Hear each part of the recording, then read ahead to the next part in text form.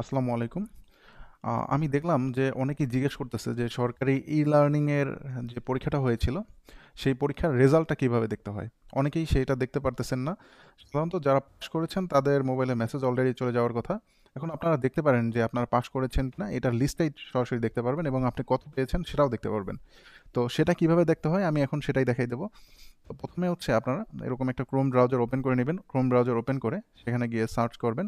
এই যে এরকম আমি লিখে রেখেছি ই লার্নিং বরিশাল। বরিশালেরটা দেখতে হলে এরকম লিখবেন ই লার্নিং বরিশাল। আপনার যে জেলারই হন না কেন সেই জেলার নামটা ই লার্নিং এর পরে লিখে দিবেন। তাহলে এই যে ই লার্নিং বরিশাল এটা লিখে যদি আমি সার্চ দিই, তাহলে হচ্ছে এই যে আমি দেখতে পাচ্ছি যে একটা ফেসবুক পেজ আছে ওদের। যে ওদের যে ফেসবুক পেজটা আছে, আমরা এই ফেসবুক পেজের ভিতরে যাব, তাহলেই কিন্তু এটা দেখা যাবে। ওখানে ওরা নাম্বার সহ প্রকাশ করে। তো এই যে আমরা চলে আসলাম বরিশালের ই লার্নিং এর ফেসবুক পেজে।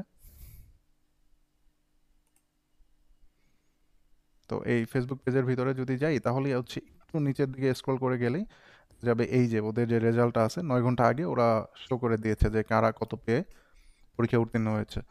তো এইরকম ভাবেই কিন্তু আপনারা আপনার যে জেলার আছেন, এটা হচ্ছে বরিশাল জেলার জন্য, আর আপনারা যে জেলার আছেন ওই রকম ভাবে e learning Barishal e learning যে জেলার নামটা ওই নামটা লিখে দেবেন, তাহলে কিন্তু এরকম ভাবে ওদের যে ফেসবুক পেজটা আছে সেখানে গেলে কিন্তু যে এই যে এখানে দেখা যাচ্ছে যে কত নম্বর রোল, সে তার নাম কি, তার বয়স কত, সে কত মার্ক পেয়েছে এবং তার এডুকেশনাল কোয়ালিফিকেশন কি আছে, এরকম ভাবে কিন্তু দেখা যাচ্ছে।